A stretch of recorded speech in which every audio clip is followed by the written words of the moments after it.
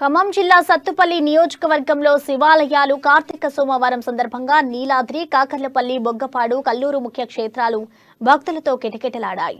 ఈ ప్రాంతమంతా శివనామ స్వరంతో మారుమోగింది.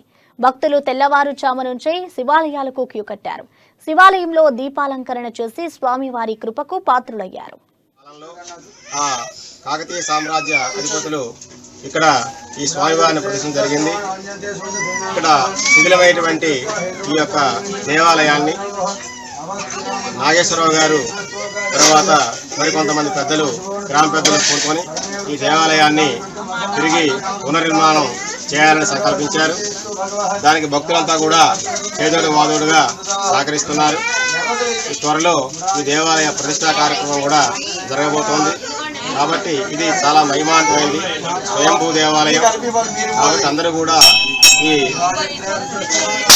కార్తీక మాస సందర్భంగా చక్కగా దర్శనం చేసుకొని స్వామివారి యొక్క తీర్థ ప్రసాదాలు స్వీకరించి స్వామివారి యొక్క పాత్రలవుతారని చెప్పేసి కోరుకుంటున్నాం.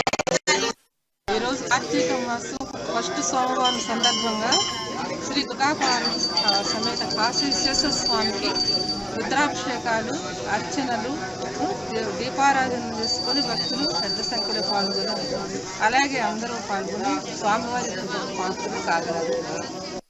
శివాయండి, ఇక్కడ నుండి తెల్లవారులో ఉన్న కార్తీక మాసం నెల రోజులు మొత్తం ఇక్కడ ప్రతిరోజు మనం ఇక్కడికి వచ్చి అభిషేకాలు చేయించుకొని దీపారాధన చేసేసి మనం ఏ కోరిక కోరుకుంటే ఆ కోరిక చక్కగా నెరవేరుతుంది. ఇక్కడ స్థలం చాలా ప్రసిద్ధి అండి, బాగా సుబ్రహ్మణ్యేశ్వరుడు తిరిగిన ప్లేస్ అండి. ఇక్కడ చాలా బాగా విశేషం అండి.